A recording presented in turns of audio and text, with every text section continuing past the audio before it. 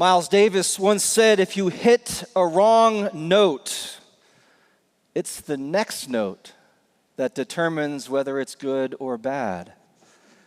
I think that's more than just good music advice. I think that's good life advice. Because growing in faith means learning to live in the tension between what is and what we hoped it were, to find harmony in dissonance, and to be a little bit more comfortable being uncomfortable. To trust that even when life goes off the script, grace is there, present, still composing something beautiful. There's no such thing as a bad note if you stay open and continue to listen. How many of you find yourself arguing with your life, arguing with life in general? You wake up thinking the day should go a certain way. People should act a certain way. You should feel a certain way. And when that doesn't happen, you become annoyed, you tighten up, you become rigid and hard. It seems that we spend so much time and energy trying to conduct the world when all that God asks is that we join the rhythm that's already playing. The work of spiritual maturity, which I want to look at today, is learning how to stop arguing with your life and start listening to it, to live more freely and courageously and compassionately this life, this gift that God has given you. I mean, have you ever tried to force life to play your song and realized that it had a better melody in mind? Then you know what I'm talking about. Paul says, when I was a child, I spoke like a child, I thought like a child, I reasoned like a child, but when I became an adult, I put an end to childish ways. He's not condemning childhood. He's naming the difference between being childish and childlike. Childishness clings to control. It insists on its own way, refuses to hear the deeper rhythms of life. But childlikeness is what Jesus invites us towards.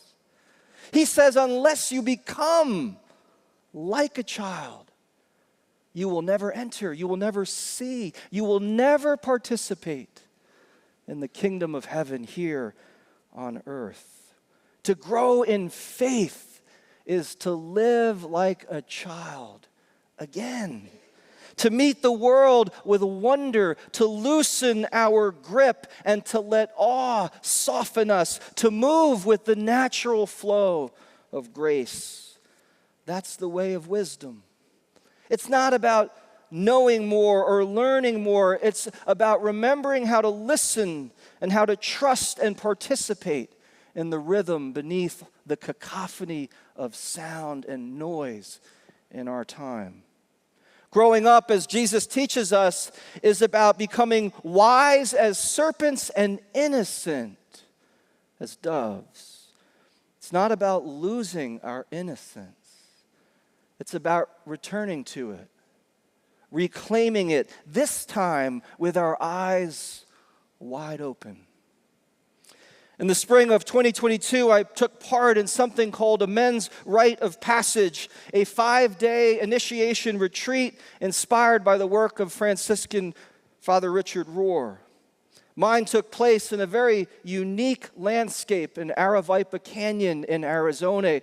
In the middle of this vast desert, there is this stream, this river that flows through, and around that stream there is this lush landscape. And so we spent time in that paradox.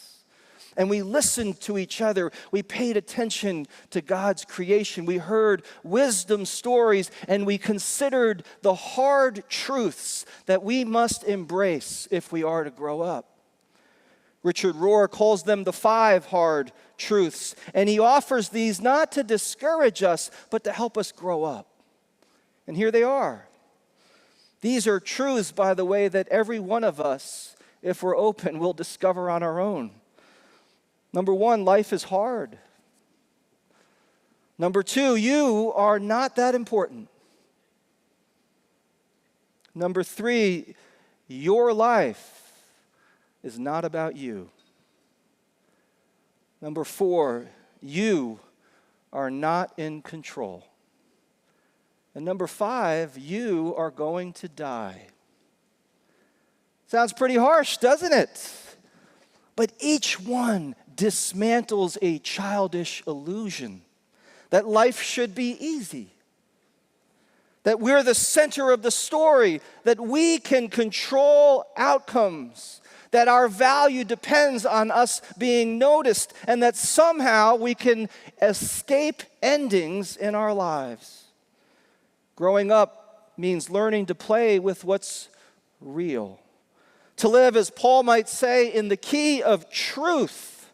In the key of truth. When I became an adult, I started to live in the key of truth. He's not talking about losing joy. He's talking about gaining wisdom and learning to live into the love that we are called to live. But Rohr does not stop there. He also names 5 wonderful truths, what he calls the common wonderful. And these are the notes of consolation that accompany the hard notes. So yes, life is hard, and yet Christ's yoke is easy, and his burden is light. Grace will soften the edges. Grace will remind you again and again that you do not have to carry this alone, and in fact, you can't.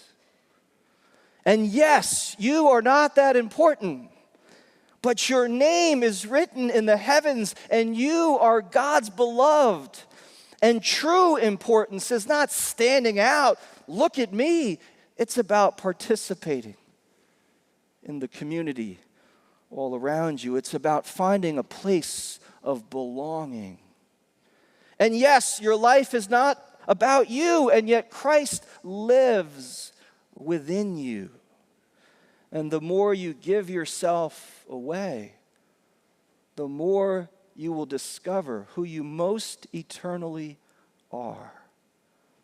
And yes, you are not in control, and yet nothing can separate you from the love of God that moves in and through and among you all the time. And when you learn how to let go, you realize that you are mysteriously sustained and held by a love and power greater than you could ask for or imagine or ever contemplate. And yes, you are going to die, but death has no sting. And the final word is not death, it's life. And even more specifically, love. And love never ends. It just changes form. That's some good jazz theology, isn't it?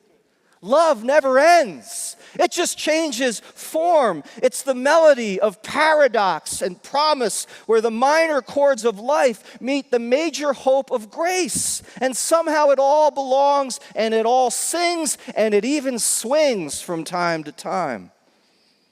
And when the song of grace begins to move through us, we find that it's not a solo act. It's an ensemble. It's an ensemble. A love that grows only when it is experienced and shared, when we learn to bear one another's burdens and let the Spirit make harmony out of our collective lives, which is what Paul is leading us to. He says, bear one another's burdens, and in this way you fulfill the law of Christ. And we can't learn these truths in a vacuum. We can't learn them by ourselves. We learn them together. We learn them in community, in giving and receiving and listening and forgiving, in the rhythm of belonging. That's where we discover these truths, and that's church at its best. A school for growing up into love. A gathering of imperfect people learning a perfect grace, where we practice what the world too often forgets, where generosity matures from guilt to gladness, from obligation to joy. It's where we learn to play together. Different notes, same song, woven into an improvisation of God's grace. In a moment, you're going to see that song made visible. You'll see faces, you'll hear stories, threads of love and faith being woven together here at Westside. This is our ensemble, our living, breathing composition. As Miles might put it, it's where we learn together how to trust the next note, where we keep listening, keep leaning into grace, keep taking the next step together. So as you watch this video, listen for the melody beneath it all. Listen for the sound of love growing up, the vision of a community becoming more generous, the presence of grace weaving its way, having its way in and through us. So let us turn to the video.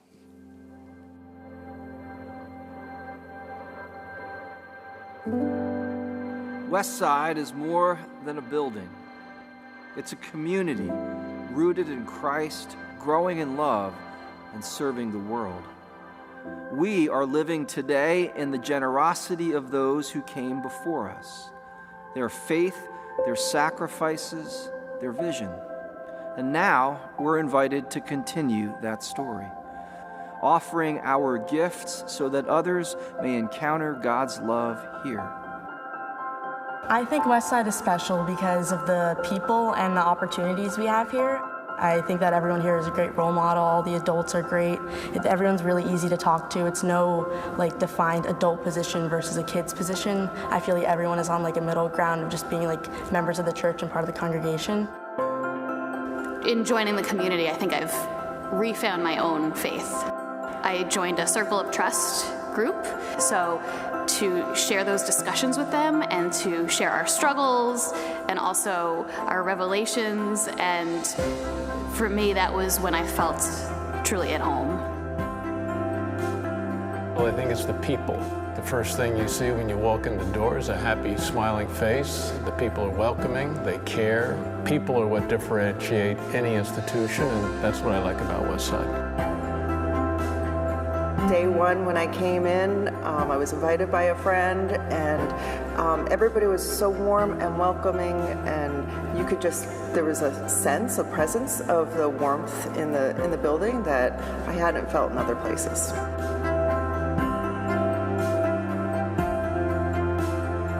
We see it in circles of trust, in generations gathered, in lives knit together by Christ's love. Here, every story becomes part of something larger, a living tapestry of faith, hope, and love.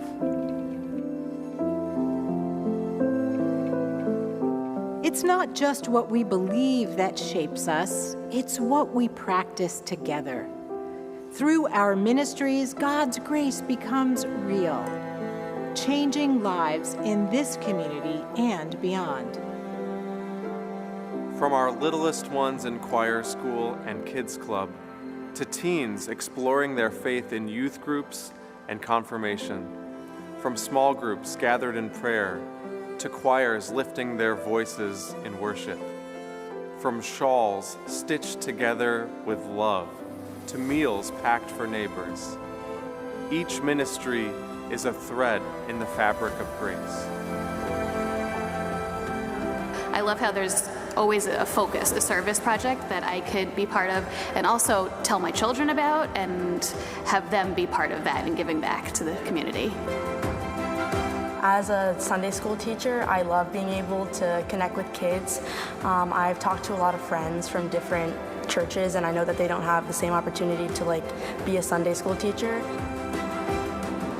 I've enjoyed being able to go over to Patterson and volunteer in terms of Eva's Kitchen or Habitat and other projects that come up where my limited expertise might be of help. So being able to kind of increase my exposure and help others, I think is a really good thing. And you do it with other people and enjoy good fellowship. Whether it's part of the committee like Family Life or even those events like Rise Against Hunger, being able to serve personally and also bring family, watching my kids also serve. These aren't just programs. They are places where lives are touched and transformed, where we grow together, serve together, and become a community that's shaped by God's love. If these ministries are the heartbeat of Westside, then what we're called to next is just as vital. Each of us is at a different place on the journey of generosity. For some, this may be the first time you're considering a gift, a meaningful step of faith. For others, you've been giving faithfully and feel called to grow, discovering the deeper joy that comes from trusting God more fully. And for some, generosity overflows, an offering beyond the tithe, flowing from hearts transformed by grace. Wherever you are, God is inviting us all to take the next step together.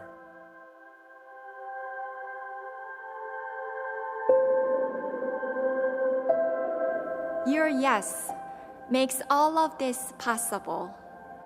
This fall, we invite you to take the next step, not because the church needs something from you, but because God desires something for you. Generosity reshapes us. It softens our hearts, deepens our trust, and opens us to God's abundance in ways we couldn't imagine.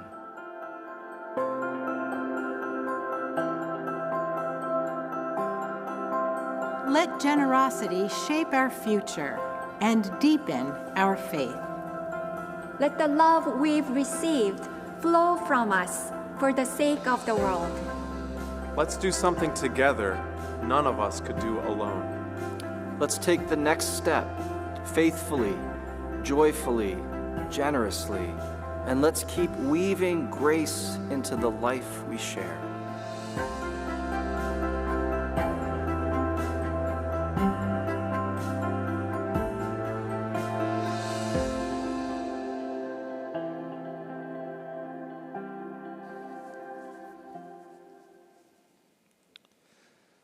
So last week we heard from Gail Gordon, who shared how generosity has become more real and more personal for her. She said that for years she was what she called a sideline sitter when it came to giving. Generous at times, but mostly writing checks when she was inspired to give. Then this past year, she realized that faith, like love, isn't meant to be observed. It's meant to be practiced and lived out. So she decided for the first time to make a pledge. And she decided to be stretched, to stretch herself. And she still feels that it's a stretch.